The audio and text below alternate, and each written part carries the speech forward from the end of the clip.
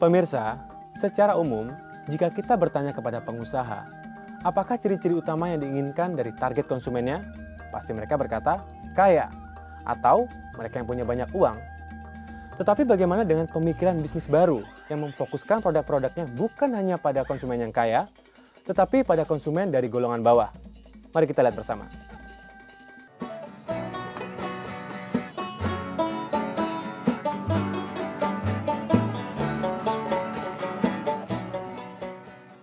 Penulis India, C.K. Prahalad, yang juga seorang dosen di Universitas Michigan, Amerika Serikat, sering bertanya-tanya. Di dunia ini terdapat sekitar 6,6 miliar penduduk. 60% diantaranya atau sekitar 4 miliar penduduk tergolong penduduk miskin. Dan jika kebanyakan masyarakat masuk dalam golongan penduduk miskin ini, mengapa sasaran bagi kebanyakan perusahaan adalah golongan menengah ke atas yang persentase penduduknya paling sedikit? Oh ya, karena golongan menengah ke atas punya banyak uang. Mana mungkin perusahaan besar menjual ke orang miskin kantong kering terus? Karena pengusaha cari uang, dia pikir lebih gampang cari uang sama masyarakat yang punya uang. Tetapi, menurut penulis C.K. Prahalad, pikiran bahwa lebih susah untuk mendapatkan keuntungan dari masyarakat miskin adalah tidak benar. Menurut Prahalad, pengusaha harus berhenti melihat orang miskin sebagai korban dan beban roda perekonomian. Bahkan dalam bukunya yang berjudul Kekayaan yang Ada di Bawah Piramid, menganjurkan para pengusaha agar tidak mengabaikan kalangan bawah dan menggarapnya sebagai potensi pasar yang luar biasa besarnya. Prahalad menjelaskan, orang miskin adalah orang yang kuat dan mampu bertahan hidup dalam situasi yang sulit.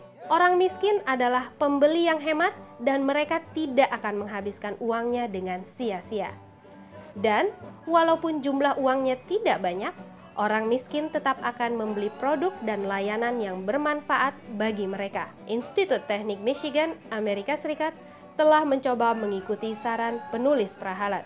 Dengan tim arsitek dan mekaniknya, mereka merakit sebuah komputer yang kuat dan cantik, yang punya beragam fungsi, layar berwarna, bahkan tanpa memerlukan listrik karena ada genset tenaga manusia sendiri, dan bisa dijual di pasar di bawah Rp900.000 dengan tujuan untuk menurunkan harga sampai Rp300 atau Rp400.000. Di Indonesia, jika kita melihat billboard atau mal-mal baru yang mulai bermunculan di mana-mana, sasarannya tentu masyarakat golongan menengah ke atas. Walaupun sekitar 50% dari penduduknya termasuk golongan miskin. Di Yogyakarta, prakarsa inovatif mengunjungi pasar Beringharjo.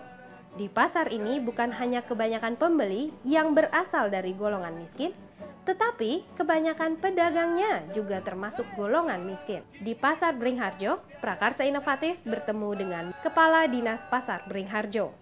Pasar Beringharjo ini berdiri sejak tahun 1758, jadi 1758. Mereka-mereka ini yang ada di belakang saya, di samping saya ini pedagang dengan modal dia cari sendiri loh. Pedagang di pasar Beringharjo, walaupun mereka dari golongan bawah, tetap mempunyai keperluan-keperluan bisnis, termasuk akses ke layanan keuangan. Sayangnya, di industri perbankan, seperti kebanyakan perusahaan lain di Indonesia, masih terfokus pada golongan menengah ke atas dengan layanan eksklusif di lokasi-lokasi mewah dan beragam fasilitas. Akibatnya, pedagang dari golongan bawah dipaksa mencari alternatif.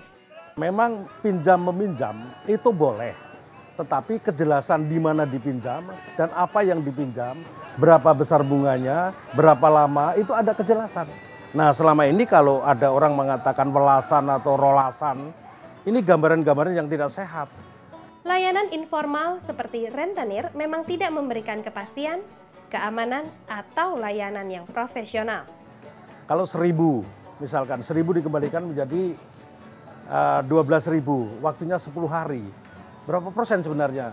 Di tengah permasalahan itu, muncul sebuah prakarsa inovatif dari salah satu bank terbesar di Indonesia.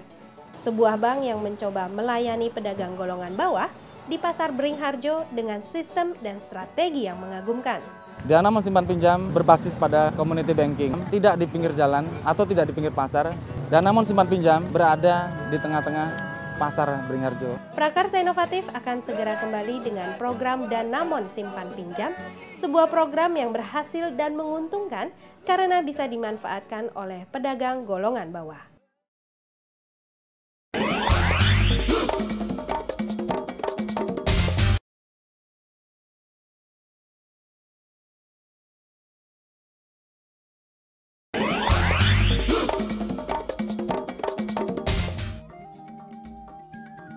Pemirsa, jika pengusaha di Indonesia memperhatikan golongan bawah sebagai sasaran konsumen yang semakin banyak, hal ini menjadi situasi yang kondusif karena pengusaha bisa mendapatkan keuntungan dari pasar barunya dan konsumen dari golongan bawah bisa menikmati produk dan layanan yang sebelumnya di luar jangkauan mereka. Mari kita lanjutkan lagi Prakarsa Inovatif Danamon Simpan Pinjam. Pasar Beringharjo di Yogyakarta penuh pedagang. Dan walaupun kebanyakan mereka adalah golongan bawah, para pedagang ini adalah aset yang mempunyai peran penting sebagai kelompok pengusaha ukuran mikro, kecil, dan menengah dalam mendukung roda perekonomian lokal dan negara. Untuk bisa berkembang, perusahaan secara umum memerlukan akses ke masalah dana atau kredit. Tetapi sayang, biasanya pedagang seperti ini dianggap remeh oleh industri perbankan. Yaitu sebelum ada prakarsa inovatif bernama Danamon Simpan Pinjam. Sebuah prakarsa inovatif dari Bank Danamon yang dibentuk khusus untuk melayani para pedagang golongan bawah. Dari kantor yang berada di tengah pasar, tim Danamon Simpan Pinjam memberikan pelayanan profesional yang membuka akses kredit untuk pengusaha kecil. Adalah kredit ini mudah tapi tidak meninggalkan prudential banking. Artinya persyaratannya ya ada aplikasi, kemudian persyaratan administratif yang sudah dimiliki oleh para pedagang sendiri. Jadi hanya tinggal fotokopi aja seperti KTP, kartu keluarga. Dan ini sebenarnya mereka sudah melakukan pembukuan. Tinggal kita mengcopy pembukuannya tersebut yang mungkin sangat simple sekali. Nah disinilah kita terkesan legal aspek atau aspek teknis bank terkesan tidak. Padahal kita juga menggunakan prudential banking, baik itu melakukan dengan trade checking maupun personal checking. Dan karena kita ada di komunitas, kita sebenarnya sudah mengetahui mereka. Sebelum mengajukan kredit, sebenarnya kita sudah mengetahui mereka. Nah, disinilah mungkin keunggulan suatu operasional bank yang berbasis pada community banking. Danamon Simpan Pinjam dipilih sebagai prakarsa inovatif karena 4 hal. Pertama, Danamon Simpan Pinjam memberikan akses kredit dengan harga pasar yang bisa jauh lebih murah daripada rentenir. Pengaruhnya saya sendiri banyak sekali Pak pengaruhnya. Pada saat penawar produk tertentu yang tidak saya bikin, karena saya sebagian membikin dan ada sebagian yang kita membeli jadi, kita bisa langsung membayar kontan sehingga harga bisa agak turun dengan adanya bantuan dan dana yang ada di Danamon sekarang. Kedua, sasaran dan fokusnya jelas. Fokus Danamon Simpan Pinjam adalah pedagang di Pasar Beringharjo. Layanan ini disediakan dan dibuat khusus untuk mencapai sasaran ini, termasuk pinjaman yang sesuai dengan kebutuhan, agunan yang fleksibel, dan jadwal cicilan yang fleksibel. Prosesnya cuma pakai, kalau di atas 10 juta pakai jaminan, cuma itu aja.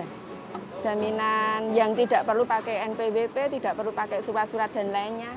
Ketiga, hubungan dengan nasabah sangat dekat.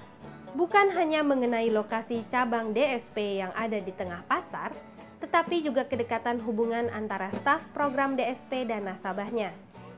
Nah sekarang kalau ada jemput bola semacam Danamon ini saya rasa satu pengertian yang bagus gitu. Berarti mereka itu peduli akan apa yang dibutuhkan oleh orang-orang kecil. Secara rutin, tim DSP akan mengunjungi pedagang di lokasi setempat. Kita mengambil dana kepada customer, kita mengunjungi. Kita itu adalah teller didampingi oleh Satpam untuk mengambil setoran atau angsuran dari nasabah. Kita berputar setiap hari. Keempat, penggunaan alat berteknologi tinggi menjadi unggulan program DSP. Didukung dengan teknologi yang namanya EDC. Jadi keakuratan data sangat bisa diandalkan. Sehingga ini menciptakan convenience. Di sini pedagang merasa nyaman, bahkan tidak perlu menyetorkan dananya ke DSP, kantor DSP maksudnya. Tapi didatangin oleh teller dan dikawal oleh Satpam. Dan para nasabah pun senang. Pick up yang dilakukan oleh Danamon setiap harinya saya merasa terbantu dari segi keamanan. Saya tidak harus membawa uang cash pulang. Dari segi pengangsuran juga mudah karena akan secara otomatis terdebit. Walaupun awalnya tidak mudah untuk membuat layanan seinovatif ini, namun peluang keberhasilan begitu besar. Pertumbuhan bisnis DSP yang berawal dari tahun 2004 begitu cepat dan besar. Dan pada akhir tahun 2005, telah memiliki 609 cabang. Untuk keterangan lebih lanjut mengenai program Danamon Simpan Pinjam, dapat mengunjungi situs www.danamon.co.id. Pemirsa, prakarsa inovatif telah berhasil meningkatkan peluang bagi para pedagang dari golongan bawah, yang mungkin sebelumnya mereka tidak mempunyai akses untuk mendapatkan pinjaman agar lebih berkembang. Dan peluang ini tidak terbatas pada bidang keuangan saja. Masih banyak produk-produk dan layanan yang sebelumnya tidak terjangkau untuk golongan bawah, tetapi dengan inovasi dan usaha keras, semua pihak bisa memanfaatkannya. Mudah-mudahan apa yang telah kami sampaikan bisa berguna dan diterapkan di daerah Anda untuk menjadikan Anda dan bangsa ini lebih maju. Saya Zulfikar Assegaf mohon diri, dan jangan lupa untuk tetap menyaksikan Prakarsa Inovatif di episode selanjutnya.